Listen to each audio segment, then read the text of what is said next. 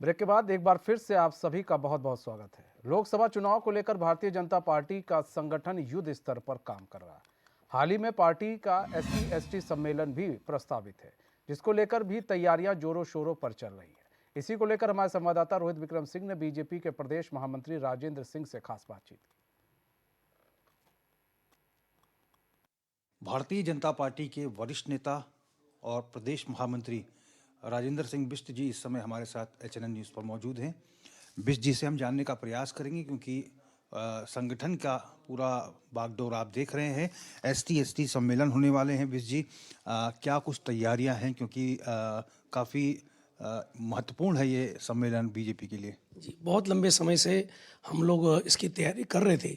जो अपना अनुसूचित जाति प्रतिनिधि सम्मेलन है ये, अनुसूचित मोर्चे का कोई सम्मेलन नहीं है। अनुसूचित जाति के प्रतिनिधियों का, जो चुने हुए प्रतिनिधि हैं, वो पूर्व के होंगे या वर्तमान के होंगे, ऐसे सभी प्रतिनिधियों का हम 2 मंडलों पर कार्यक्रम कर रहे हैं। कुमाऊं मंडल को हमने 2 दिसंबर पर ये कार्यक्रम रखा है और यहाँ 23 तारीख को रखा था, लेकिन कुछ समय का अभाव के कारण हमारे पास इसको पोस्टपोन कर रहे हैं। ये 5 या 9 तारीख के बीच में होने वाला है। कुछ हमारे जो राष्ट्रीय पदाधिकारी थे उनका समय अभी मिलेगा। अच्छा बिष्ट जी, प्रतिनिधियों में कौन रहेगा?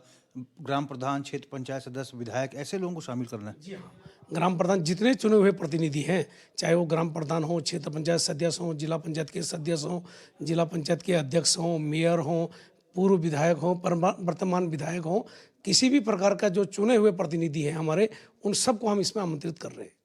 उद्देश्य क्या है इस सम्मेलन का? नहीं, अनुसूचित जाति के बीच में और अपना पार्टी का काम भी बढ़ाना है। इसके अतिरिक्त कई अन्य विषयों पर भी हम उस पर चर्चा करने वाले हैं। जैसे इस देश के प्रधानमंत्री, यशस्वी प्रधानमंत्री नरेंद्र मोदी जी ने इस प्रकार की जो अनुसूचित जातियों के लिए जितनी योजनाएं बनाई हैं, उसका भी हम वहाँ पर रखने वाले हैं। विश्वकर्मा योजना है और अनुसूचित जातियों से संबंधित जितनी योजनाएं, जितनी छात्रवृत्तियाँ हैं, इन सब का भी अपने प्रतिनिधियों को ठीक से एक बार रिपीटेशन कराना है। अच्छा बिष्ट जी, एक महत्वपूर्ण सवाल है। भारतीय जनता पार्टी एक ऐसी पार्टी है जो अपने मंडल अध्यक्षों का, बूथ अध्यक्षों का, पन्ना प्रमुखों का भी बहुत सम्मान करती है। क्या निर्देश दिए गए हैं ऐसे में, क्योंकि आप लोग नारा देते हैं कि बूथ जीता तो चुनाव जीता, क्या निर्देश मिले हैं? क्योंकि यही लोग हैं जो ग्रास रूट पर रहते हैं, यही चुनाव जिताते हैं। अभी भी आपने देखा होगा, मैं बागेश्वर उपचुनाव पर मैं गया था। बागेश्वर उपचुनाव हमारे प्रदेश के लिए बड़ा महत्वपूर्ण चुनाव था। वहाँ पर भी जिस प्रकार की परिस्थिति कांग्रेस ने की थी और जितना उनने धन बल का, अनैतिक साधनों का उपयोग किया था, उसके आधार पर हम वहाँ भारतीय जनता पार्टी अगर जीती तो अपने कार्यकर्ताओं के आधार पर भी जीती। लेकिन विपक्षी कह रहे हैं कि सिर्फ 2400 वोटों का मार्जिन था, लग रहा है जादू खत्म हो रहा है बीजेपी का। बिल्कुल, मैं आपकी जानकारी में दे दूं, आपके चैनल के माध्यम से कह दूं कि 2007 से अभी तक जितने हमने चुनाव वहाँ लड़े, वो सब त्रिकोणीय चुनाव लड़े थे। ये पहला चुनाव था जो हमने नेक टू नेक लड़ा था। एक दूसरा, पिछले बार का आप रिकॉर्ड निकाल लीजिए, चुनाव आयोग के पास भी है, आप भी नेट से निकाल सकते हैं कि हम पिछले बार की अपेक्षा जब 2022 का चंदन राम दास जी ने चुनाव लड़ा था तो हम केवल 32,000 वोट पड़े थे। इस बार हम 33,247 वोट हमको पड़े और हमारा 1,036 वोट भी हमारा ज़्यादा पड़ा और जो मत प्रतिशत था भाजपा का वो भी हमारा ज़्यादा पड़ा। पिछले बार हमें 43 था, वही 2022 पे। इस बार हमारा 49.6 समझिए कि 6.5% मतदान भी हमारा बढ़ा। ये हमारे लिए बहुत कीर्तिमान है। 2024 का लोकसभा चुनाव उत्तराखंड में क्या तस्वीर रहेगी और देश की तस्वीर क्या रहेगी?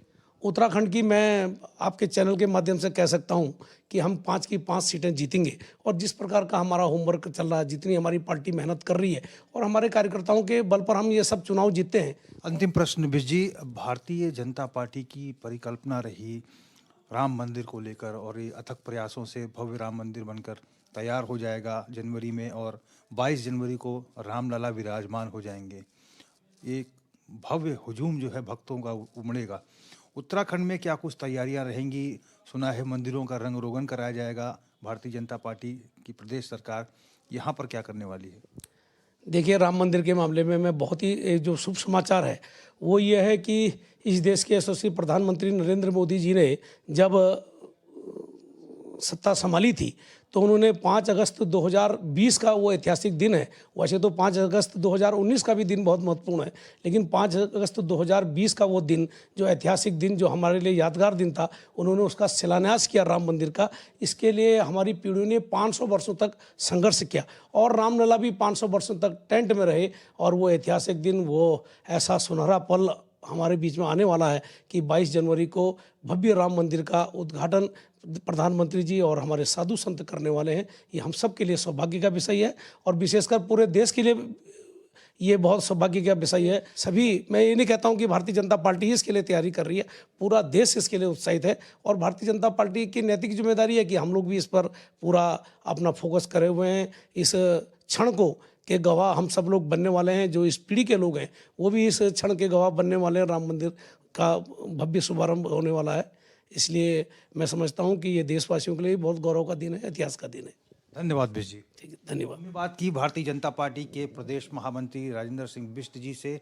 बिष्ट जी का साफ तौर पर कहना है कि आगामी 2024 के लोकसभा चुनाव में प्रचंड बहुमत की भारतीय जनता पार्टी की देश में सरकार बनेगी और राम मंदिर का जब उद्घाटन होगा तो उत्तराखंड में भी जश्न का माहौल होगा।